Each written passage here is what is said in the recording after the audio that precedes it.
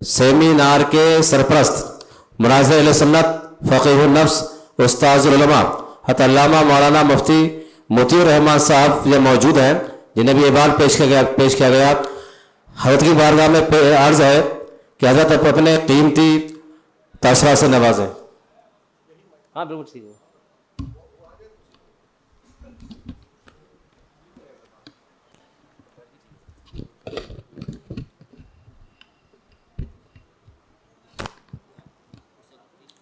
ठीक है। अस्सलामु अलैकुम हज़रात, मैं रस्मी तौर पर हज़रत सैयद ज़फ़र इक़बाल साहब का शुक्रिया अदा करके जो क़द्र क़ीमत मोहब्बत उनकी मेरे दिल में है,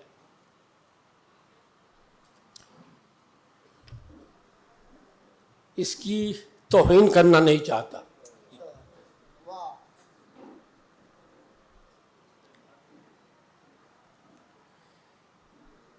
उनका जो कारनामा है ये वो सब आप हजरात की आंखों के सामने है। अगर यही सिलसिले कादरी सिलसिले चिश्तिया है, और बेशक है, तो जो लोग सूफिया के मुनकिर हैं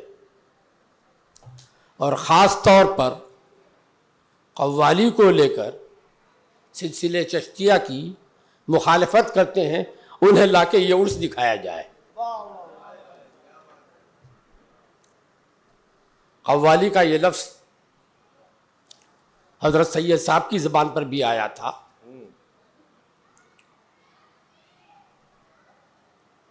और इस सिलसिले में आज चिश्तियों की निगाह में सबसे बड़ा मुजरिम इमाम अहमद रज़ा बरेलवी है कि उन्होंने नाजायज़ कहा है। उन्होंने बुजुर्गों की कव्वालियों को नाजायज़ नहीं कहा है।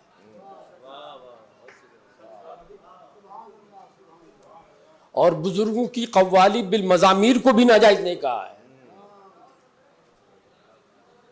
लोग पढ़ते नहीं हैं,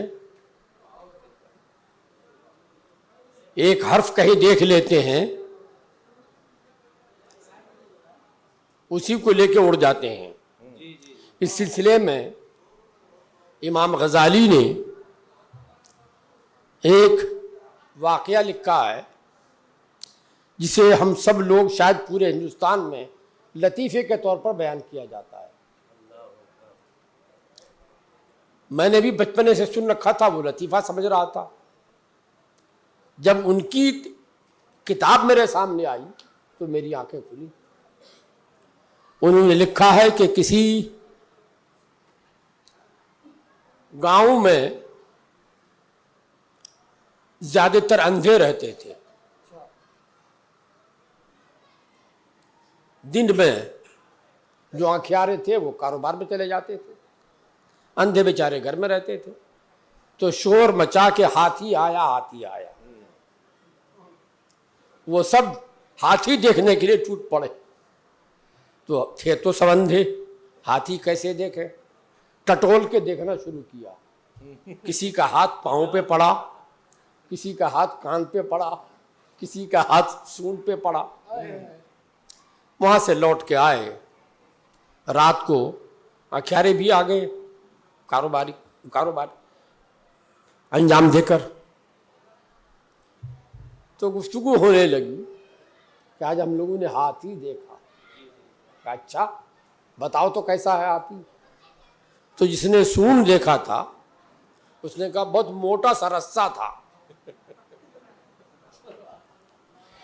जिसने पैर छुआ था उसने कहा पीलर था मकान का, वगैरह वगैरह इसी तरह कहता रहा। अब जो आंखियारे थे, हाथी देख चुके थे, उन्होंने कहा तुम सब अंधे हो। वाह वाह वाह, अंधे तो थे ही।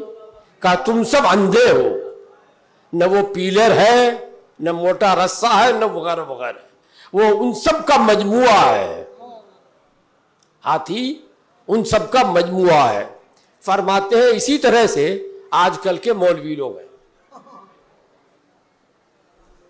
एक किताब में कुछ पढ़ लिया, उसी को हिर्ज़े जा बना लेता कि सब कुछ यही है।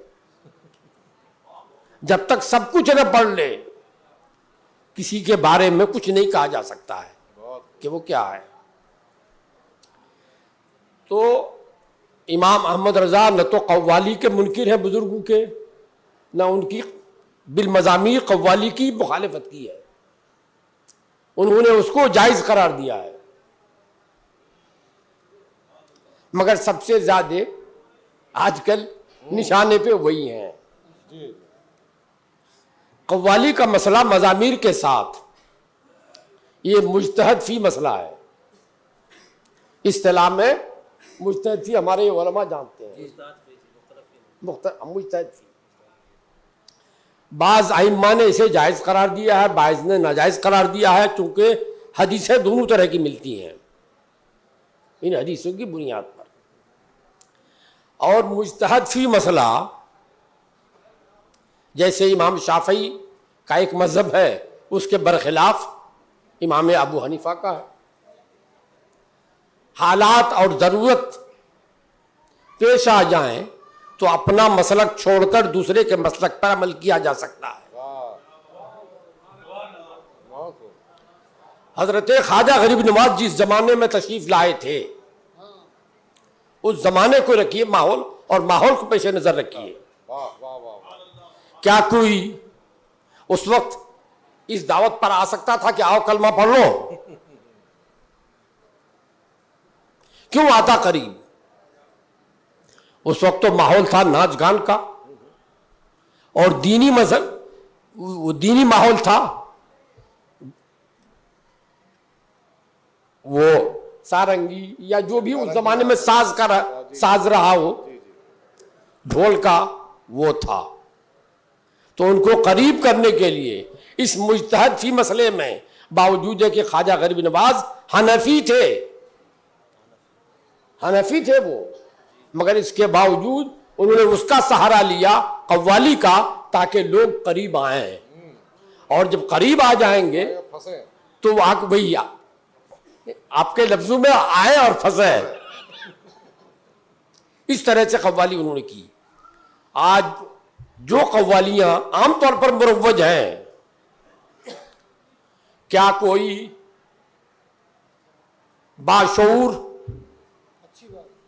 बाशऊर चिश्ती भी उसे जायज कह सकता है क्या?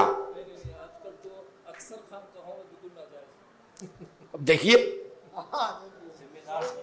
जिम्मेदार शेख तरीक़त खान सिलसिले चिश्तिया के, तो इन कव्वालियों को नाजायज करार दिया है। और बंद बांधने के लिए बाउंड्री पहले खींची गई है दूर से, कि उसको आमतौर पर नाजायज लिखो, और जायज होने का जो पहलू है वो पहलू नहीं। इसलिए कि इफ्ता का वसूल ये है कि अगर कोई मसला पूछे तो जब तक जरूरत सामने न आए अपने मसलक की बात बताओ। अगरचे दूसरे मसलक में जायज हो या नाजायज हो, उसको उसे रहने दो, उसे मत बताओ। वसूल इफ्ता ये है। इसलिए इमाम अहमद रजा ने आमतौर पर नाजायज लिखा, लेकिन जायज भी लिखा। जायज कहां लिखा? जहां बुजुर्गों की बात आई है, बहुत खूब ये लिखा। अभी बात आई थी उलमा और सूफिया की। मैं तो इसका कायल ही नहीं हूं कि उलमा सूफिया अलग अलग कोई चीज है। हर सूफी आलिम है, बेशक, अगर वो आलिम नहीं है सूफी नहीं, तो सूफी नहीं है। बहुत खूब। आज जो खानकाहों में जोहला सूफिया बने बैठे हैं, उन्हीं की वजह से तसव्वुफ बदनाम हो रहा है। मुझे याद है पटना में एक साहब ने मुझसे पूछा था दौरान तकरीर कि हजरत ख्वाजा गरीब नवाज आलिम थे? हाँ, बड़े भाई, और क्या आलिम थे। सनद वनद कहाँ से लाए थे आप? उन्होंने किताब उताब लिखी है? तो मैंने कहा कि फौज अगर बॉर्डर छोड़कर यहां चोरी और डकैती के लिए आ जाए। से लोगों को बचाने आ जाए, बचाने ही आ जाए, तो मुल्क बाकी रहेगा? नहीं, बॉर्डर छोड़कर सारे लोग आ जाए शहर में, मुल्क गया। मुल्क तो हाथ से चला जाएगा। तो ख्वाजा गरीब नवाज ने किताब नहीं लिखी, लोगों को मुसलमान बनाया। आर्मी बन। उन्होंने लोगों को मुसलमान बनाया। अगर उन्होंने मुसलमान नहीं बनाया होता तो आज किताब लिख के किताब किसके लिए लिखी जाती? कौन पढ़ता हमारी किताबें? ख्वाजा गरीब नवाज ने लोगों को मुसलमान बनाया और बाद के उलमा को किताब लिखने के लिए उनकी रूहानियत ने कहा तुम किताब लिखो, मसलक मेरा है, उजागर तुम करो। क्या बात है। मसलक मेरा है, उजागर तुम करो। इसीलिए उलमा ने किताबें लिखी। तो हजरत ख्वाजा गरीब नवाज अल्हम्दुलिल्लाह, चाहे चिश्ती हो, चाहे नक्शबंदी हो, कोई भी हो, पूरे मुल्क में, हिंदुस्तान में सबसे बड़े बुजुर्ग का नाम ख्वाजा मोइनुद्दीन चिश्ती रहमतुल्लाह ताला अलैह, सबसे बड़े बुजुर्ग का नाम, चाहे वो किसी सिलसिले के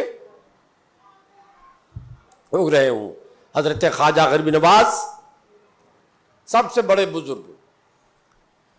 और ख्वाजा बुजुर्ग गरीब नवाज का क्या इल्म और क्या कब पैदा हुए, क्या हुए, वो सब आप लोग सुन चुके, उनकी करामतें भी बहुत सुन चुके। ख्वाजा गरीब नवाज का फैज़ान बाबा फरीदुद्दीन पर, उनका फैज़ान बख्तियार काकी पर, उनका फैज़ान हज़रत महबूब इलाही पर, और ये आज जो कहा जाता है कि साहब सूफिया आलिम है कि नहीं है, बस उसी की एक नज़ीर पेश कर रहा हूँ छोटी सी। हज़रत महबूब इलाही रहमतुल्लाह ताला अलैह जब खुलफा की टीम मुल्क में भेजने वाले थे तो सबको जमा किया, अपने तमाम बड़े मुरीदीन को जमा किया। फरमाया खिलाफत का पहला हकदार तो सिराजुद्दीन को होना चाहिए, मगर वो आलिम नहीं है, वो आलिम नहीं है। जो दूसरे मशाइख थे वो हजरत महबूब इलाही का इशारा समझ गए कि काश कोई इसे पढ़ा दे, काश कोई इसे पढ़ा दे। हजरत फखरुद्दीन ज़र्रादी रहमतुल्लाह ताला अलैह खड़े हुए अर्ज किया कि हुजूर अगर इजाज़त दे तो मैं 6 महीने में इसे आलिम बना सकता हूँ।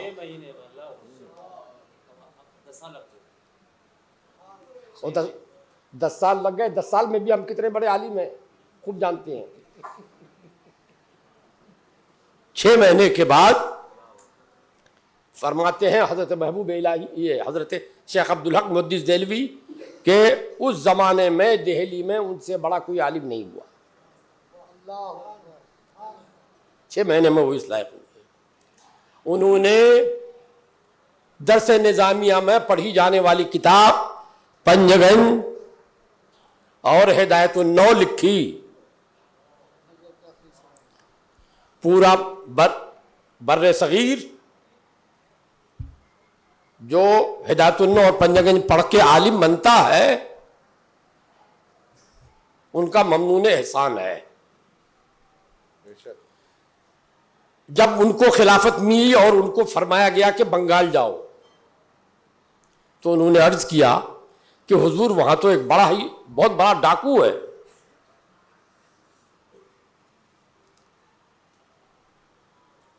इल्म का वो रुपये पैसे का डाकू नहीं, वलायत छीनने का डाकू।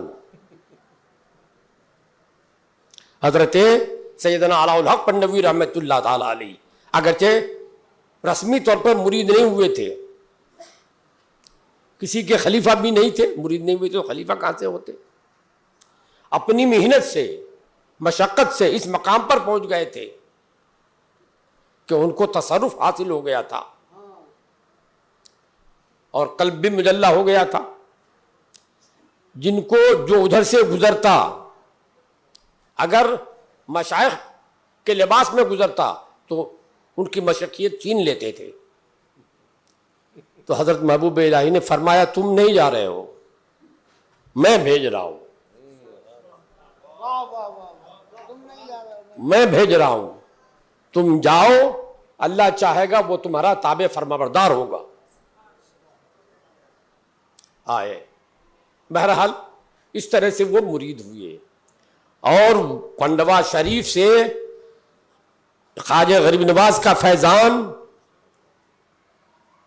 कछुआ शरीफ आया, मानिकपुर गया और वहां से ये धावा शरीफ आया। तो अल्हम्दुलिल्लाह सिलसिले चिश्तिया का वो फैजान यहाँ आया। मगर आज मुझे पहली बार हाजिरी हुई है, देखने के बाद कहना पड़ता है कि वाकई जो सही माने में चिश्तियत है वो फैजान यहाँ पहुंचा है। चिश्तियत के नाम पर धोखा देने वाला फैजान नहीं है। अल्लाह करे कि ये सिलसिला कायम रहे। मैं तो इनसे कहूँगा कि ये जहाँ तक सिलसिला पहुँचा है वो चिश्ती बुजुर्गों का, उसके बाद का बेशक इंशाअल्लाह फिर अगले शुमारे में हो, अगले सेमिनार में हो, उसके बाद का अगले सेमिनार में हो, यहाँ तक के 14वीं सदी के बुजुर्गों का भी जिक्र होना चाहिए। बस इन्हीं चंद बातों पर मैं अपनी गुफ्तगू खत्म करता हूँ। अल्लाह ताला तौफीक दे। अस्सलामु अलैकुम व रहमतुल्लाहि व बरकातुहू।